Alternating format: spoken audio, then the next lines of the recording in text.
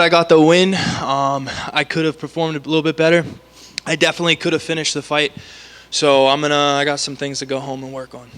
Why do you think you weren't able to finish the fight?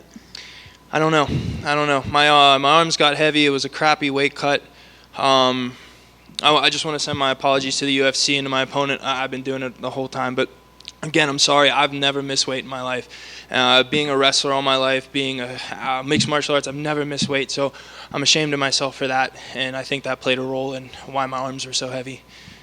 Was there anything that surprised you about your opponent in there? I mean, I knew he had long arms, but damn, long arms. Did you have to adjust your game plan at all in there, or was that kind of how you... No, I knew he was going to be fast. I knew he was going to dart in. There was a couple times I almost caught him with that knee that I just envisioned it my entire camp, and I just missed it. Was there any pressure to get the finish just because of what had happened earlier in the card? I'm not sure if you were able to see what was going on or hear the talk of what was happening. No, I didn't. I didn't hear what was going on, but it was weird, you know. I was 1-2. I'm now 2-2 in the UFC, and I know I'm not stupid. I've watched the sport my entire life. I knew where I stood. I know where I stand right now, and I know I needed a finish. I needed a dominant win. I didn't get that, but I won. But it was weird. I didn't feel any pressure, just like my last fight. In the back, I was even a little nervous. I was like, why don't I feel these butterflies that I normally feel? And I think that's just part of me growing in the sport and knowing that I belong here and like, all right, I don't need to be scared because at the end of the day, it's a fight. We're going to go out and fight, and I know I'm good at fighting. You said you know where you stand. Where do you think you stand right now? I'm 2-2. That was the last fight on my contract. So I had my opportunity to go out there and finish the fight. I feel like I should have. I didn't. So right now it's up to my manager. It's up to Mick, Sean, Dana. If they want to re-sign me, I'm on a 2-fight win streak, and I know I can perform better. And what's next for you if they re-sign you? When would you like to fight again? Where? Anybody? They re-sign me. I want to fight again before the year's out. I want 3 this year. Any location in mind or an opponent?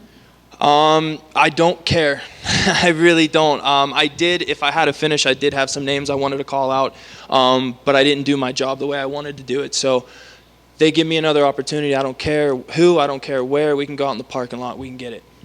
And I'm not really sure how it works with negotiating when you're at the end of a contract. How long do you think that usually takes? When will you know? Could it be months? Could it be days? I have one of the best managers in the game, Jason House, so midnight tonight I should know. Thank you. Good luck. I know you said you've been cutting weight a long time. Obviously, you know, we don't want to put you under too much scrutiny for just that one time. But 4 pounds is a lot, you know, as you get older.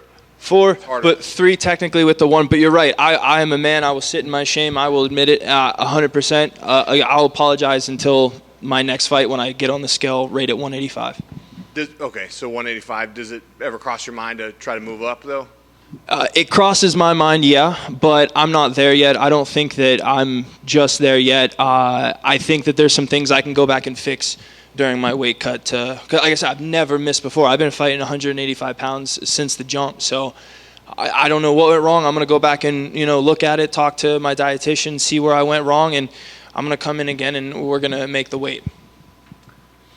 You mentioned on Thursday that his losing streak probably makes him more dangerous, and man, he really weathered and endured like a lot of what you threw at him. How close do you think? There was a couple guillotines where I really thought those were sunk in pretty deep, and he didn't tap. Yeah, I mean the first one that I don't be silly, jumped the gilly, he did a great defensive job, got his chin in there. The second one, the no arm, I thought he went out. I thought he was out, but I guess it was just defense. I'd have to go back and look at it, but. Yeah, I mean, props to him. He was on a 3-fight losing streak. Obviously, your back's against the wall. You got to come out here and try and put on a performance. I feel like I could have finished it. I'm a very big critic of myself, so I'm gonna be annoyed with that. Right. And last thing, I mean, it's obviously everybody trains. We have southpaws in the practice room. Getting in there and fighting one is always a puzzle, because it's not just about your attacks, and it's about your defense and your setups. And there were a few, like, you threw some heaters, man, some kicks that were just like inches away that probably would have slept anybody. And do you think maybe the southpaw, the trickiness and his athleticism kind of? No, nothing has nothing to do with him. It's all me. Yeah, those setups were clean. I felt just grazed right past them, almost had them. That's something I just got to go back and work on, because I can land those and I can put someone out with those. I know that. Oh, thanks, Josh. Congrats. Thank you, man. That suit, I got to say again, that suit, man. Appreciate it. Style. Hi, Josh. In a recent interview, you had remarked by saying, I feel like I have a lot to prove to myself and other people. It's not about perfection, it's about progress.